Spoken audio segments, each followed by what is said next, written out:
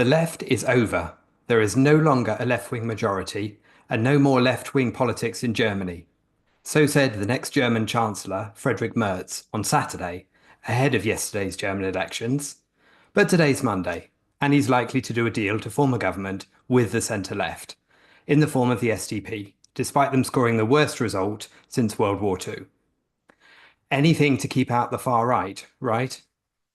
That'll be the AfD, the Alternative for Germany, who came in second with nearly 21% and came top in all 5 states in the former Eastern Germany. And that's before we even mention the party actually called the left, and how they did their last minute surge by a TikTok campaign. So we'll cover all that. Welcome to the world of European politics. And welcome to the reality show as well. Today we're talking about this worrying trend that the European states, including the EU itself, have about shutting out the political side that they don't particularly like by creating coalitions, sometimes unholy coalitions between left and right.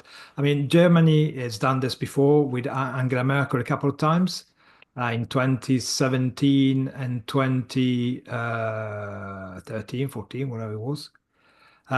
So we've seen these kind of coalitions that are designed to keep out the undesirable party already taking place. If France has done the same. All the lefties got together in order to make sure that Le Pen's party wouldn't get anywhere near government. And the EU itself has done that. When they saw the rise of the right-wing parties across Europe, they decided to stitch it up together as usual between the People's Party and the Socialist Party in the EU, which had been ruling since the very beginning of the EU itself, about nearly 20 years ago. So this is the kind of trend we've seen in Europe, but specifically on Germany, Daniel. How do you see the result? What did you think when you saw the result itself? Yeah, first, let me correct Richard. So it's the worst. Basically, this is the first time since 1933 where SDP fell below 20%, but it's actually the worst result since 1887. So more than almost 150 years ago. So for context, basically the last government was SDP, the Greens, and the FDP, the Free German Party. Democratic Party. The Democratic Party, yeah. So all of them have failed miserably, or sort of have fell like really basically by a lot, with the FDP basically falling completely out of not even getting into parliament. Now, with this result, what people were worried about the most is, or sort of, well, let's talk about the result itself. In some ways, I guess this is the best almost we could get. I mean, technically, if the FDP got in, then you could have technically FDP, SDP, and the CDU, which in some ways maybe would be better. But unfortunately, with the way sort of German system works and the fact that the only sort of alternative to these parties is the alternative for Germany, which we can talk about later.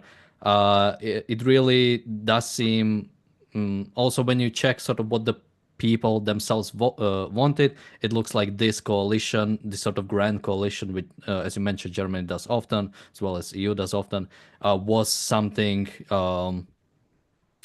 you would see. And again, when it comes to European elections, these sort of grand coalitions are not uncommon, especially among countries such as Germany. I think even the Scandinavian countries, many of them always sort of do this across the aisle coalitions. When it comes to this type of governments, I can sometimes view them positively and sometimes cannot. I haven't followed the German politics as closely, so I don't know how well that worked out for them. Now, there is also a slight difference we can cover later. Basically, this is not sort of Merkel's SDU, but sort of a different one, so we can talk about that.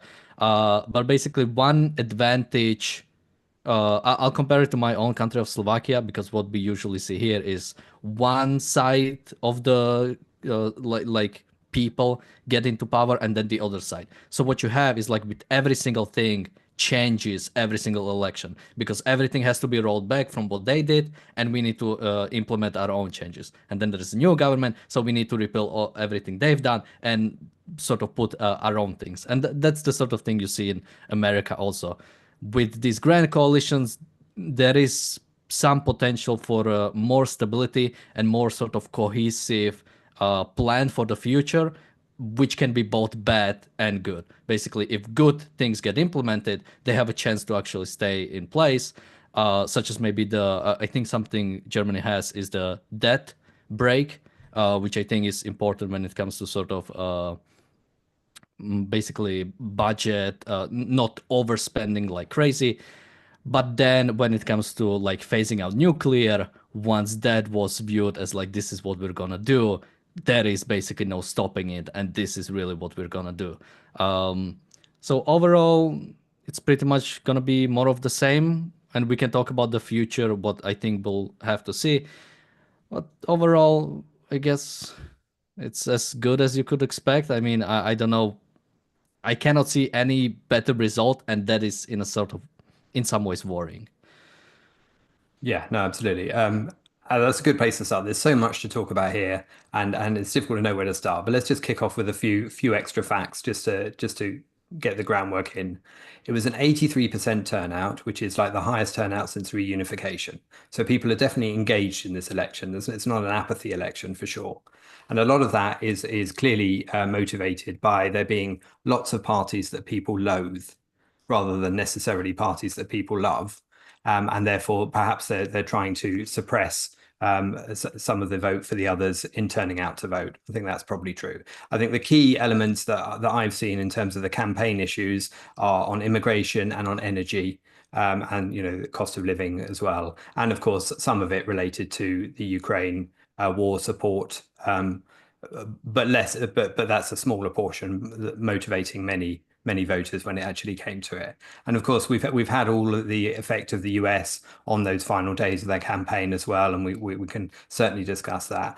Let's just talk about what was right up until this election, because there was this coalition that fell apart, as you mentioned, between the FD, and I want to mention the FDP here, so instead of the centre right and the centre left, there was this third party, the FDP, who are the economic liberals. The pro-business party. And as you mentioned, they didn't even make it into parliament. They didn't make the 5% threshold, which would give them the need for any seats. And that has obviously affected the overall results for everybody. Yeah, let me just quickly jump in because someone was asking why do they need a 5% threshold. So I guess if there are any Americans, or even I guess even in the UK, you don't really have the percentage because you have the constituencies. When it comes to parliamentary systems, when you have a national vote, basically, well, Germany also has a bit weirder system, but the basic idea is there is, you vote for the parties, but to not have like parties with like 2 or 3 seats or even 10 seats in 650 member parliament, there is a 5% threshold. And basically, if you don't get that 5% threshold, all your votes pretty much get thrown out, and the seats just get redistributed to the parties above 5%. So I'll also add the big question with this election was with FDP and the one leftist party, I don't even have its name. There was one leftist. Yeah. Can you mention it? Die Linke. No, the one that didn't get in. Oh yes, yeah. It's like W. I ignored them. I thought you can only handle about 8 or 10 parties when you're discussing them. So Yeah, they didn't there is threshold, but yes. there is also one more leftist party, and so FDP and someone says Bundesrat wegen Nacht. BSW. So basically, both of those were around the 5%. And if either or both of them got in, basically that would lower how many members would CDU and SDP have and might force them to have a 3-member coalition. So that's just to add. But since they didn't get in, CDU and SDP both got a lot more votes and most likely will form the coalition. Yeah. And it was that pro-business party I was talking about, the FDP, who pulled out of the coalition, a few months ago, and they're the ones who essentially kind of sold themselves out by joining the coalition in the first place, and in many ways, and certainly, things like nuclear, they had to accept, not going with what they really thought on nuclear in order to keep it together for a while and all that kind of stuff. So there is a big danger in forming those three color coalitions, because if you're the smaller of the three, you're often crushed out by the bigger two, and then you end up toast at the next election. And that's exactly what's happened to the FDP here, isn't it? Yeah, or to add, not even necessarily to sort of three-member coalitions, but this sort of across the aisle coalitions, because as you mentioned, when we'll have this SDP and CDU, in a sense, they could be like two members, so they can weigh each other out. But we had a similar thing in Slovakia. There was a coalition for the exact same reason. It was called like something like. A fight against extremism or something. Basically, there was like a really broad coalition of like yeah, just many different parties to basically make sure there is not another snap election, and we have this. And basically, it completely destroyed every single party that joined that, besides the most popular one, because yeah, it showed like, okay, you're going with this, guys. We're not gonna vote for you if you're then just gonna join with the party we hate the most. So these are very dangerous, and when they do implode like they did here, they have a tendency to completely destroy the parties that were part of that coalition. Yes, the FDP is not. You shouldn't be surprised that they didn't make it to the parliament, because it happened in 2017 for the very first time since their founding, I think, after the First War, I think, or something like that. Already in 2017, when Merkel lost lots of their votes because of the immigration issue, where people were beginning to be really fed up with her policies, started voting, for other parties, and FDP missed out at that point because most of the votes went to the rise of the AfD, for example. And the AfD, Alternative for Deutschland, is named like that because Merkel famously said something like, "There is no alternative to my policies," and and this party effectively came out of nowhere with an alternative to her policies, and we'll talk about it later on. But after that event in 2017, the very first grand coalition took place. Merkel formed a grand coalition with the SPD, which was led by some guy who eventually disappeared. And then when in 2021, sorry, it was Scholz, wasn't it? The former president of the European Parliament, Scholz, who actually had lost 5% of the share of the votes. And just to put it into perspective, this time, Scholz, this time, Yeah. the former president, the former chancellor, has lost 10% of the share of the vote. So if Scholz did bad in 2017, this from Olaf Scholz. If Schulz did badly in 2017 by losing 5%, Olaf Scholz losing 10% has done something absolutely disastrous for the left. Which, to be honest, they kind of deserve it, because they follow for the last 4 years. Germany was all over the place, all over the spectrum of politics. They were totally afraid of antagonizing Putin. They were totally afraid of supporting Israel, and they were effectively buffeted around by France's policy in the European landscape. Already Merkel had to put up with some stuff in the last term of her chancellorship in between 17 and 21, when she effectively had to give in to the Eurobonds. Effectively, America has to start. Germany had to start mutualizing debt in the European Union by effectively issuing bonds under the European badge, which Germany would have to subscribe as well, effectively stand behind them. So that was a red line that the CDU always had, and Germany was always against the idea. But then eventually, with the excuse of the COVID, effectively the policy was steamed through, and already one of the main points of Merkel went as well with a political standing, and then in 2021, when Olaf Scholz became prime minister, regaining the 5% that Schulz had lost. Chancellor. Chancellor, not Prime Minister, but Sorry, yeah, well, Chancellor. leader. Chancellor Scholz effectively started this kind of rundown and effectively campaigning in a way for a CDU, if you like, rehabilitating the CDU in the eyes of the Germans.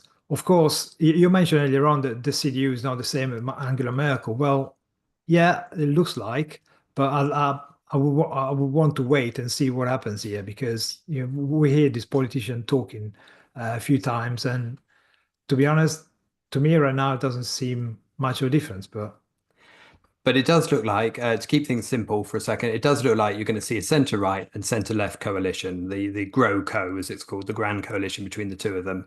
Olaf Scholz himself won't be part of those discussions because he's basically going to be out on his ear. But the parties will likely come together, and together with the votes they've got, they can get a small majority of about 12. It is worth pointing out that they readjusted the number of seats for this election, reducing them from the 700s down to the 630s. So there's a complication in that in terms of comparing this time round with previous times, just to make it extra complicated. And we ought to mention a couple of the other key parties as well. The Greens certainly did badly in this, and their vote was considerably down, and that is a reflection of a pan-European effect at the moment to be less pro-green than European countries were in the past.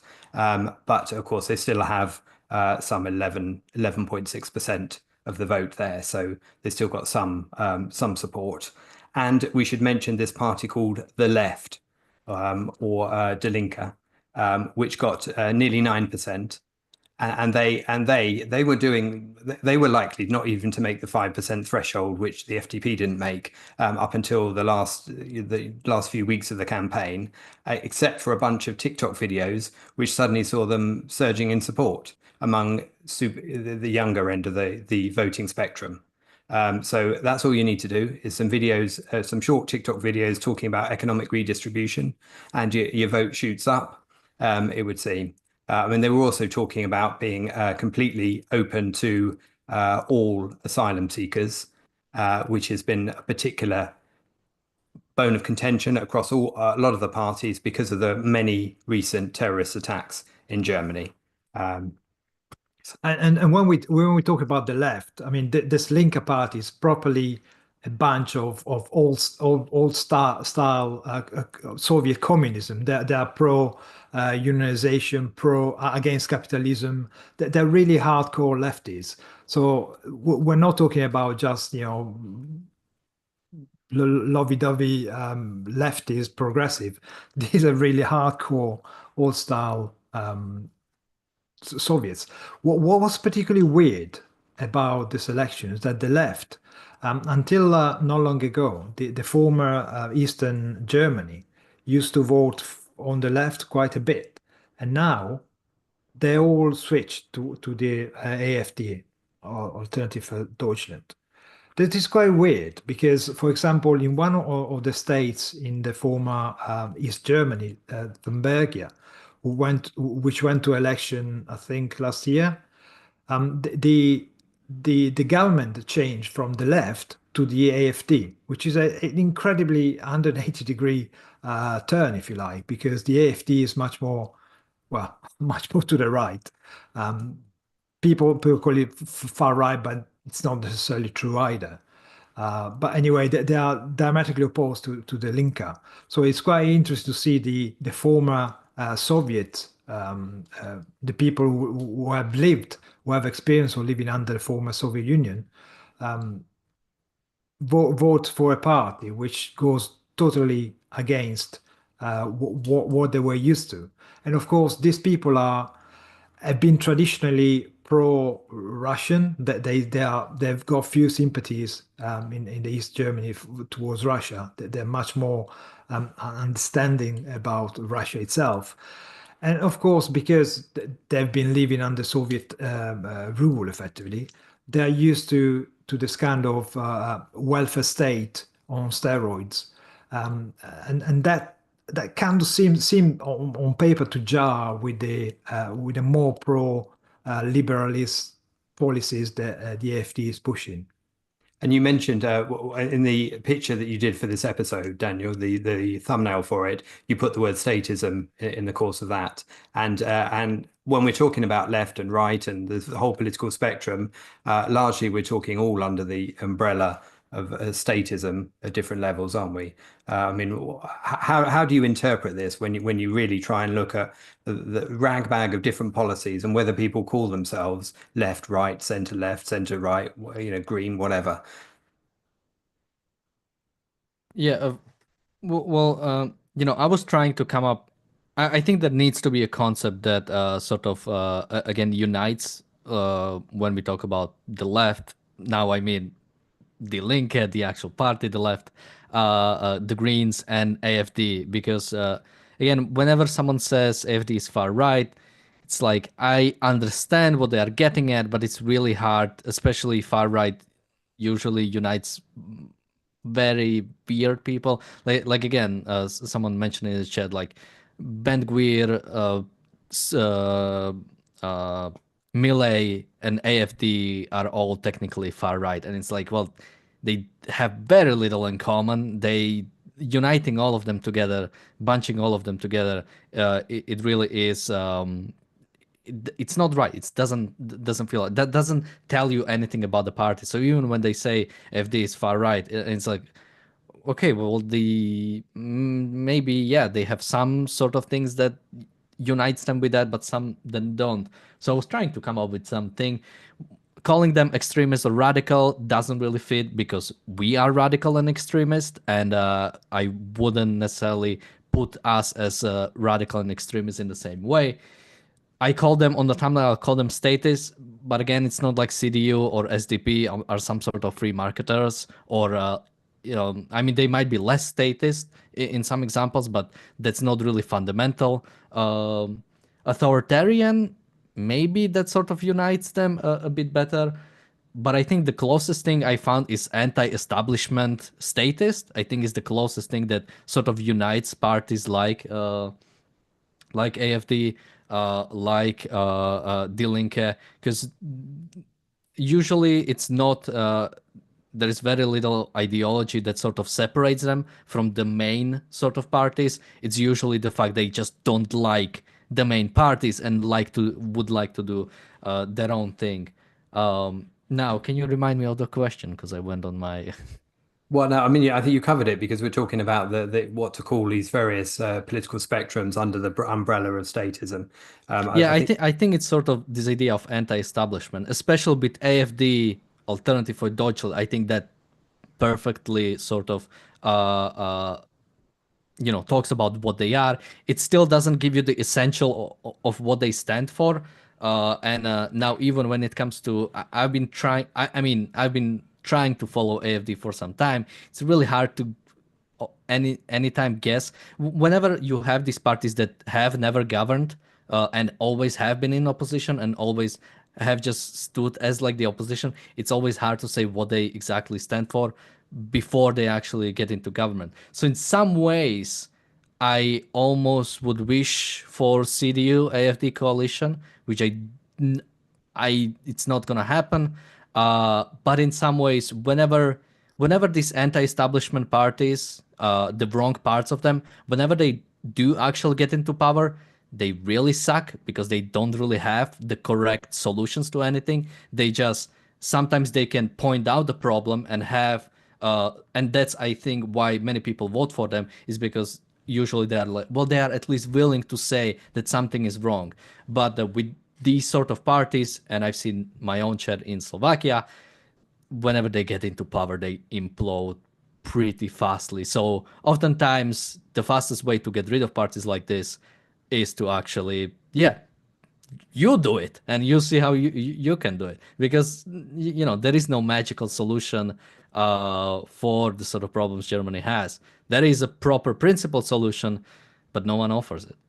Yeah, no, absolutely. And there are a few facts about the AfD which kind of, make you question the far right label in terms of how other labels are applied elsewhere or different times. I mean, for example, it's run by Alice Weidel, isn't it? Who is a woman, a lesbian who's in a relationship with a Sri Lankan woman. Now, that's not particularly relevant, but that's not what you would call far right in many ways. They certainly supported the move that Trump made in terms of moving the embassy, the US embassy, to Jerusalem, and they were in favor of defunding UNRWA from Germany and those kind of things. So there's that side of it.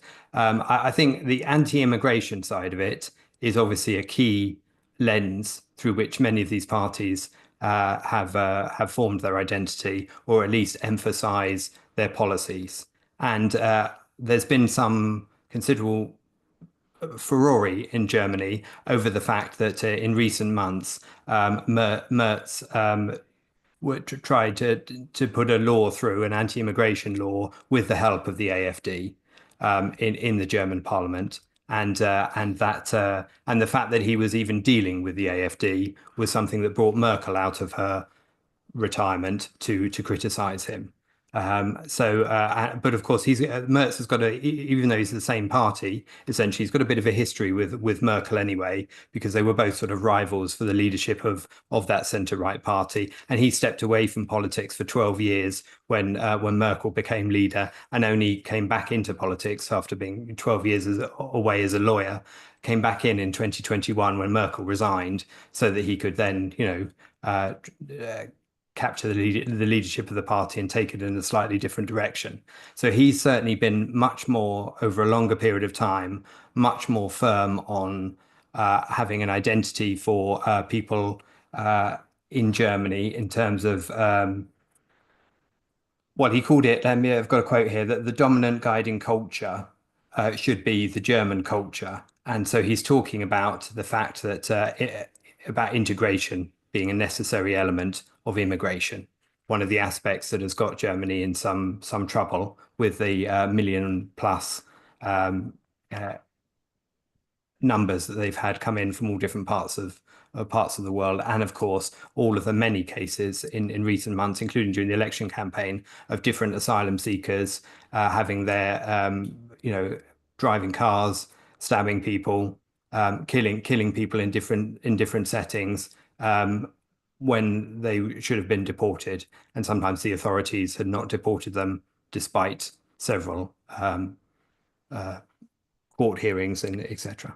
Yeah, I think the anti-immigration feeling and the problems that the mass immigration that Merkel waved through in 2011, 2012 is now occupying most of the political landscape. So much so that, as Richard pointed out, since the 13th of February, we've had the Munich car attack, which killed um, two people, a 2-year-old baby and her mother, and injured 37 people. And this was perpetrated by asylum seeker, which was refused asylum seeking, and was known to the authorities. On last weekend, there were two attacks, one in Berlin, in the Holocaust Memorial, where a German tourist was stabbed by I a think it was Syrian, Spanish tourists, weren't they? sorry, a Spanish tourist was stabbed by a Syrian refugee. And again, just outside Germany, in France, very close to the border, in a town called Mulhouse, and an Algerian refugees killed one person, um, stabbing it. And just back in January in Bavaria, another child was stabbed and another man was killed by another Argentinian refugee, Afghan refugees. So there is definitely an issue in Germany, which is not being addressed right now. And the fact that the main party get together and trying to look the other way by creating a coalition which doesn't need to include the people who are collecting the votes from the people who are not happy with the current outlook, doesn't really help. We've seen this pattern going on all over the place in Europe. It's happening in France. It's happening here in Britain to a good extent, and certainly happens all across the EU. This is an issue. And we said that the CDU, the new likely Chancellor Merz, has already made some noises in the right direction in order to address some of these issues. But of course, it's just politics, and because he's in a coalition with the left, with the SPD, the classic progressive left, it's going to be very hard for him to do something concrete. Of course, he can probably rely on the votes of the AfD, which will presumably will not go against any legislation that tries to tackle the issue. However, on other issues, for example, we heard him today mention that he would like to get rid of the influence of America on the theater of European Defense. defense. And this is an old theme, which effectively has been running from the EU. The EU has been pushing for the last, well, about 10 years in order to create a European army. And the only good thing of this would be that if you reset NATO, get rid of NATO and replace it with something else, you can also get rid of Turkey from NATO itself.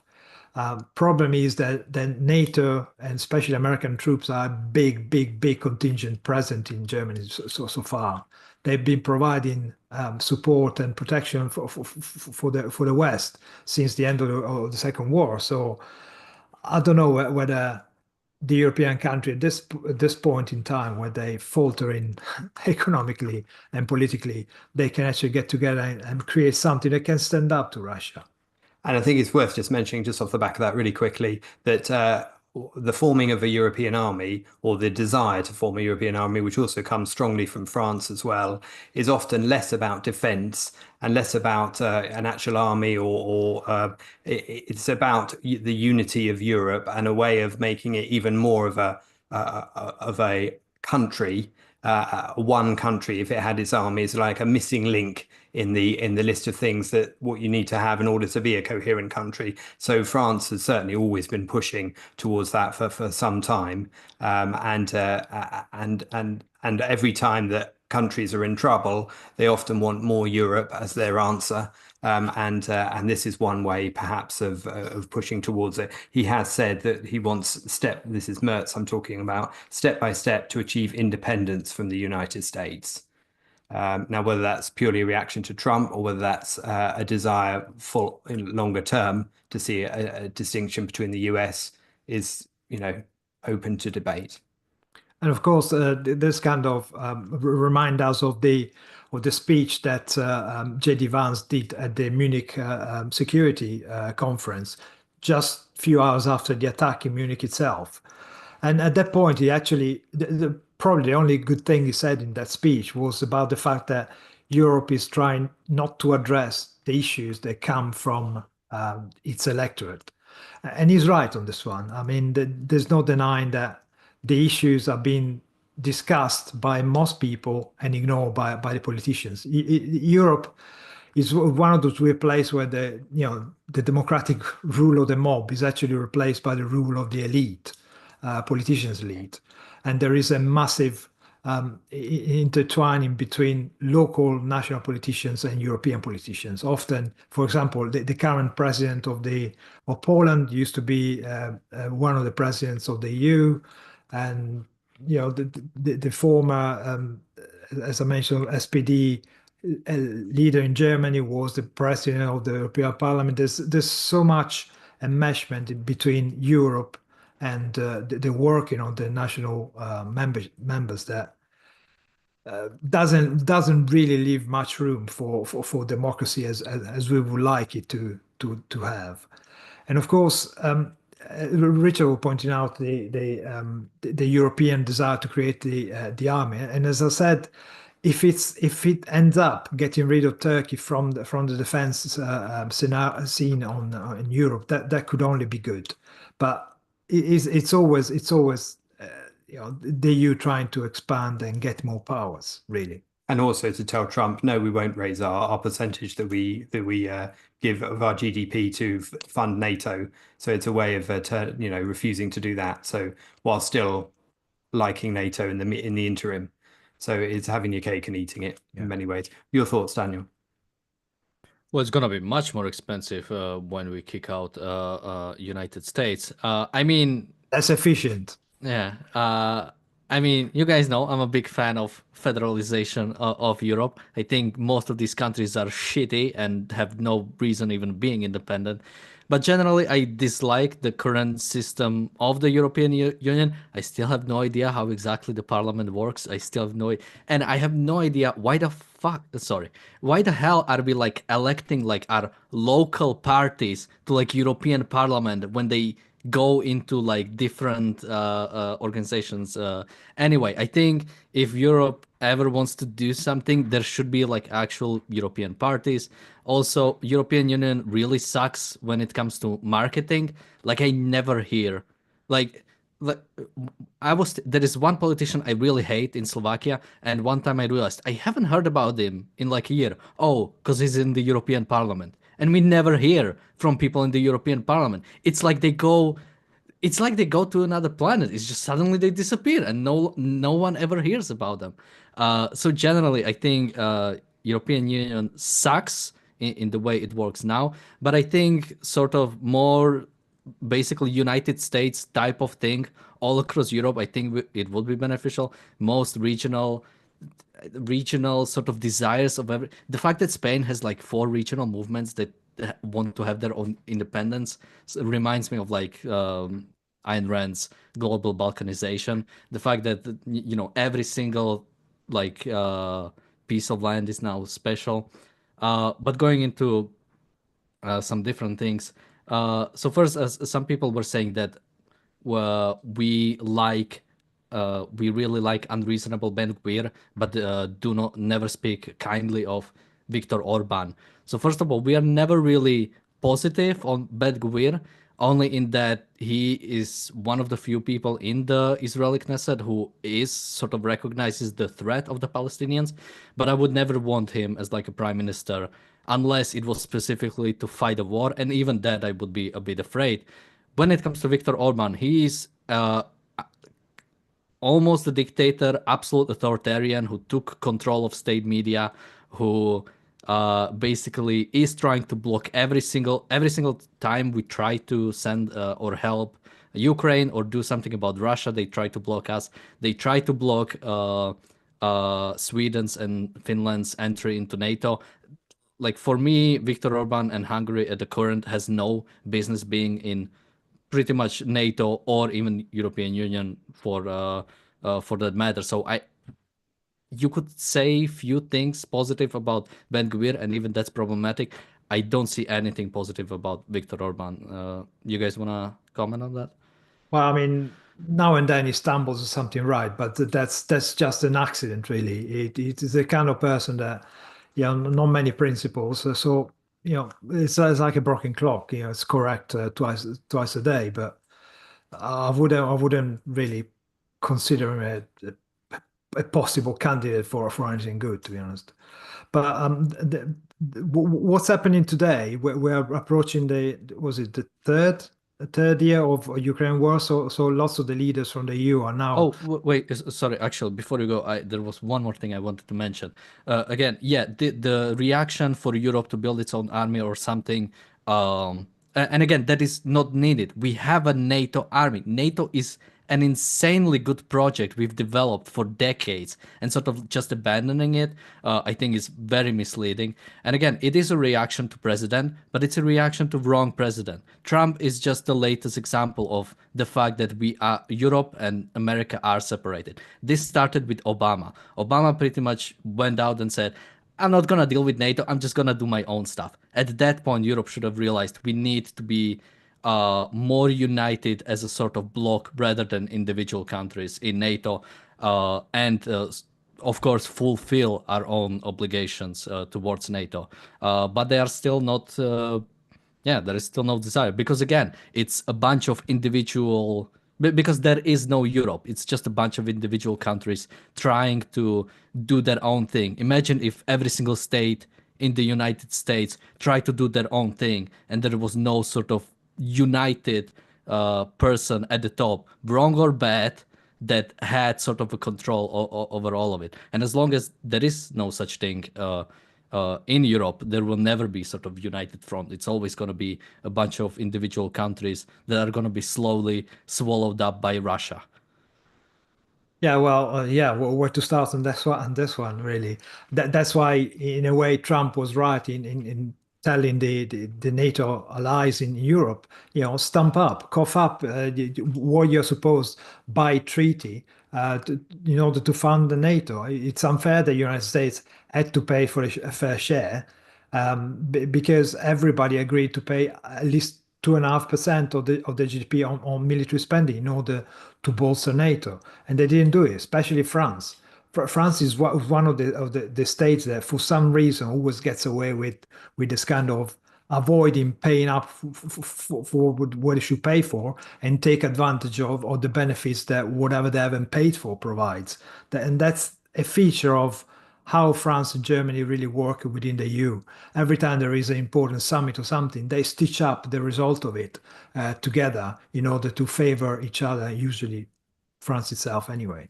And I think, So, yeah, although sorry, just quickly, because someone says each state does their own thing. That's why people from California move to Texas.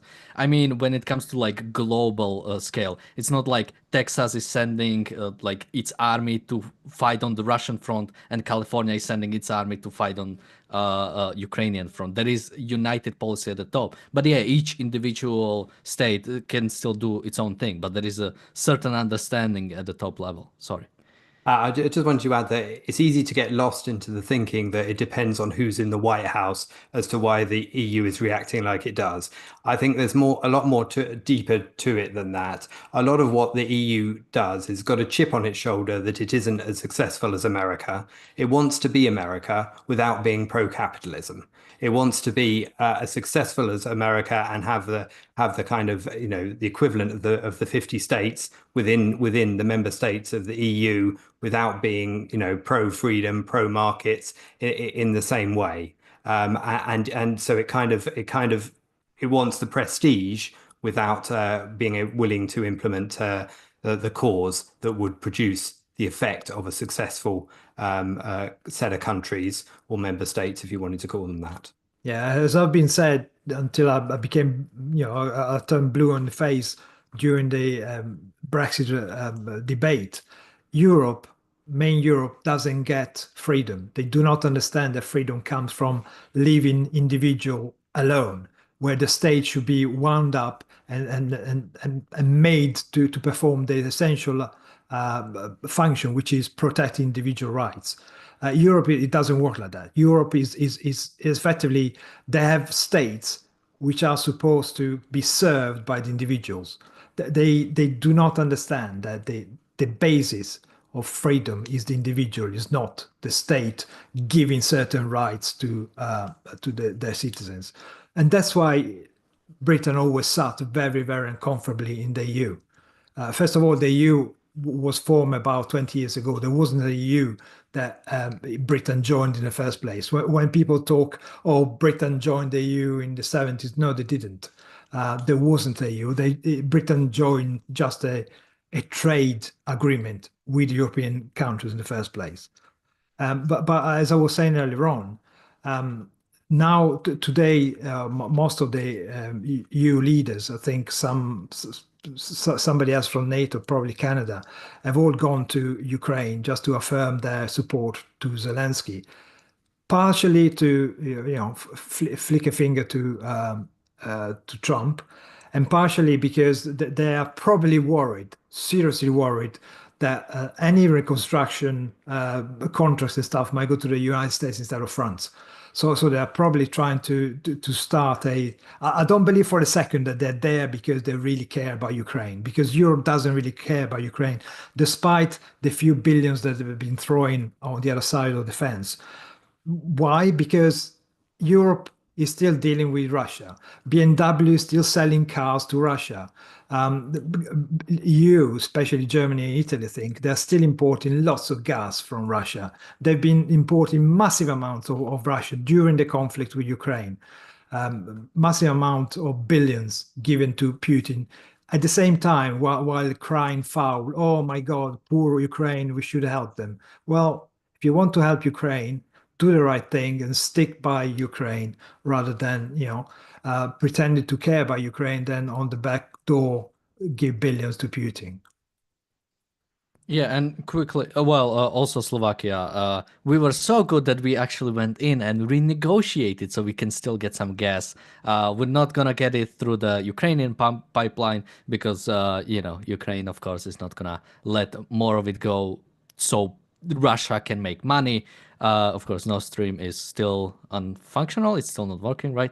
And so we are getting stuff. We're gonna get stuff from Turkstream, which means we're gonna get the last scraps and bits that they might come at the end of the line, which again is pathetic. And it shouldn't be any sort of altruistic.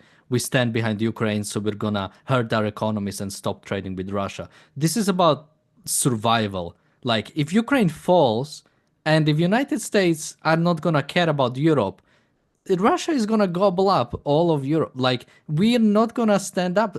Like we will not be able to actually fight against Russia if we do not do something. And the fact that we are still trading in any sort of capacity is again, it's terrible. We can have Russia. We at this point Russia could have been collapsing, and probably even earlier if at the day one. I mean, they passed like 17th what you call them, like sanction package, Europe or something like that. But again, there should have been embargo from day one, or maybe not embargo, but basically set up some sort of plan that, because from one day to the other it might be hard. But basically, make sure like, yeah, this is existential. We have to act as if Russia doesn't exist and we can not get anything from Russia. And basically, Europe has at some point, I don't know, 20 years ago or so, they basically said, well, we're kind of successful, so let's just not produce anymore. Let's just see how least efficiently we can consume our stuff and, look into green stuff and, kill our energy capacity and rely on pretty much a third world country that only has money from its natural resources. And, while and while oh, also finding every US successful tech company when your budgets are low. yeah. And then the problem with Europe, and every single European country, including Britain, even if we're not part of the EU anymore, is being in bed with every single dictator on the face of the planet. Europe effectively married itself to Putin when Merkel in 2011 decided to get rid of nuclear power in Germany itself. One of the most stupid policies ever taken by any Western politician ever. Then we allow the Russians here in Britain to get lots of property markets and to take place, effectively create a playground for billionaires in Russia because they bring money in. Well, yes, they bring money in, but also they bring money to Putin.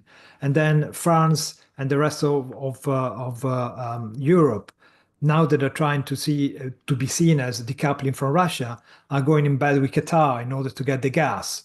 And then Greece, for example, has got a port being built as part of the Belt and Road. Belt and Road Agreement with China. Every single dictator on the planet, EU is able to make a deal and allow them to have a foothold in Europe. And that kind of policy is not going to get you anywhere because at some point, the fact that dictator, it means that at some point they will either stab you in the back or fall apart, or they're going to put you in a position where you cannot deal with them anymore. Just look in 2014 what happened. If Putin were stopped there when he invaded Crimea in the first place, we wouldn't be in a situation right now. But that's the nature of appeasing. That's the nature of compromise all the time. And it is a continent where pragmatism rules. And that's why when we're looking forward to what's going to happen precisely in Germany here, it depends on who's going to trade away which principles that they've stood on in their manifestos up to this point when it comes to forming one of these coalitions, and therefore what actually the form of government will take based on how people voted and whether that will represent any significant majority of how people voted.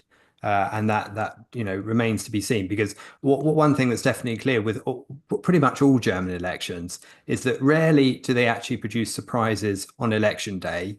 You already know from the very good polling and the fact that Germans tend to tell you precisely who they're going to vote for in the run up to that election. You've got a pretty clear idea at each election who's going to win and what give a few percentage points here or there, what the order of the parties is likely to be. And that was exactly the case yesterday with the result we got there. So there were no surprises in terms of the fact that exactly what happened, other than that the surprises came earlier, if you like, or the trend came earlier based on people abandoning and getting fed up with what had been the parties they'd been forced to deal with up until that point, and then finding they're still going to get the same parties essentially from this point forward, minus the pro-business party, who fell on their sword in the course of this.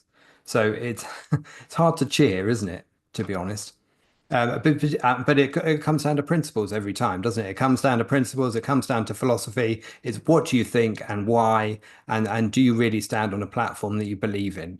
And so few in these countries, including in Germany, seem to. They seem to be responding to the spur of the moment and the issue of the day.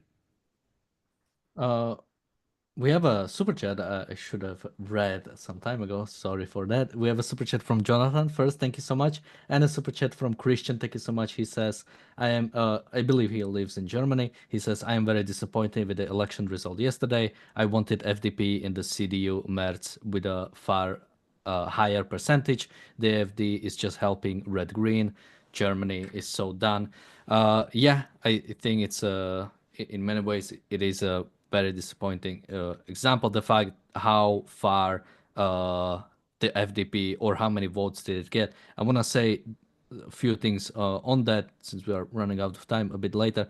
But first, someone said in chat, Russia, US, and Europe are natural allies. No reason to make war with each other. Mutual benefits. There was a thing called Cold War. I'm not sure if you heard about it. Maybe open a history book. I don't understand any idea of natural allies. If one country becomes a dictatorship, I don't see any reason to have any relations afterwards. If some sort of free sort of free market or even sort of democratic opposition takes power in Russia, then we can talk about it. But as long as Putin or anybody else who comes after Putin that retains the power of oligarchs in Russia, as far as that goes on, I don't see any reason to have any relations with Russia.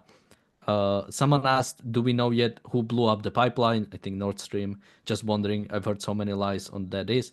I believe last time I checked, it was actually a Ukrainian national but I don't think there is any evidence pointing towards it was actually the government of Ukraine. It was just someone of Ukrainian nationality.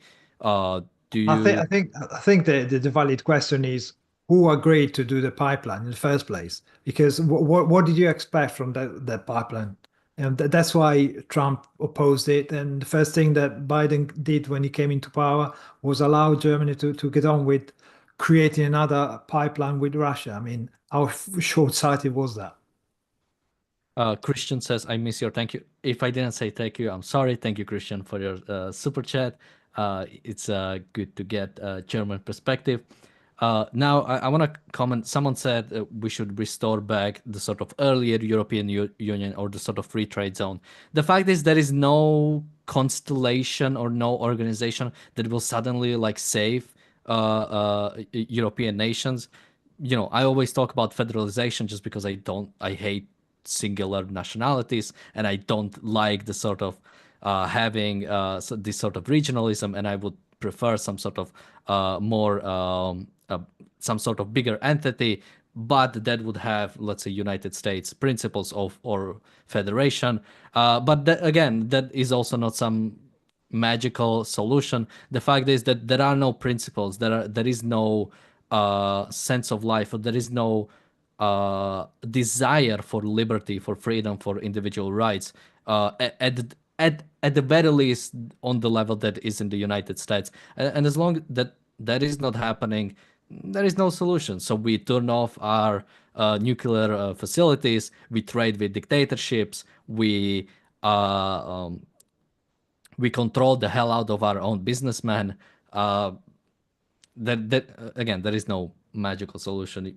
We have to hope for change in the realms of ideas and in philosophy. And yeah, Yeah. so I never mean, think of yeah. Go. consider just as an example, like a single concrete example of what we're talking about here. Take Heidi Reichenach. She's the leader of the Die Linke party. In one of her TikTok videos, that's the left, the one called the left. In one of her TikTok videos, she was talking about, obviously bashing the AfD and talking about how it's terrible to deal with them when 2 days earlier we were commemorating Auschwitz, whilst at the same time being the kind of party that supports the Palestinians and Hamas and all of that. So it's one side of your mouth for one thing and one side of your mouth for the other, and it's always harking back to the idea that AfD, for example, comes out of Nazism and therefore represents Nazism returning. In the same way that the same line was trotted out when Maloney became leader in Italy. And references to Mussolini, etc. So all of that is ways of smearing your enemy without looking at what is essential about your philosophy, your politics, and your attitudes to everything, and how principled are they in the first place? Because all of that is what defines whether they're valid or not, and of course whether they're held in the right way or not. Now, sort of wrapping up on this topic, I think we can talk about what sort of needs to happen. Now, again, we are assuming the CDU SPD coalition. Now, something when it comes to FDP, they've got about 10 million votes. Something to remember is when it comes to these political parties, there's always sort of your core uh, voters who pretty much will vote for you no matter what and do stand behind you. And then there are people who come in from other parties because they do see some problem. So when it comes to why FD, Yeah, AfD. AFD got so many votes. So they got 1 million from CDU, 1 million from FDP, and 700,000 from SPD. So these are liberals, conservatives, and leftists going into and 2 million non-voters. So also unaligned people. So 5 million voters suddenly came in for something. If CDU and SPD can provide that solution for those people, we are solving the issue. But it has to realize that just because they are not in the government or they are not in the parliament, those voters still matter. They mean something. And if you can call for them, they can come back. And you can get rid of AFD in this way. Basically, there are some, if you take the worst parts of the AFD, let's say even some alleged neo-Nazism, those people are there and there is nothing you can convince them. But there are many people there who do have actual problems and do not see, as I said, 1 million from CDU, 1 million from FDP, about 700,000 from SDP.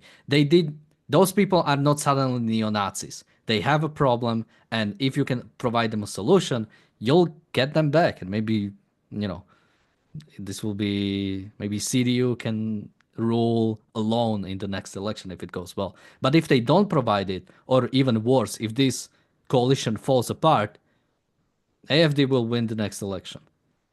And that's going to Absolutely. be a problem. It's exactly Maybe. how you respond to the disgruntled, those with grievances who aren't being listened to. that will define the future of each of the countries in Europe, because the same trend is happening across so many of the different countries. It's why Le Pen is on the rise in France. It's why Reform is on the rise in the UK. All of that relates to the fact that the main parties have not been listening to the electorate on things that they truly care about and have been treating them as racist or idiots for even raising many of the subjects they care about, because a lot of that does relate to immigration. And Germany is particularly bad because already in 2017, Merkel, by creating the Grand Coalition with the SPD, effectively handed over the main opposition to the AfD, and without including them into government. As you said, if they did, if they tried to get them to provide some solution, perhaps they would have made as much road as they've done. And of course, in 2021, they got to 10%, and now they got to 20%. So there's an issue there.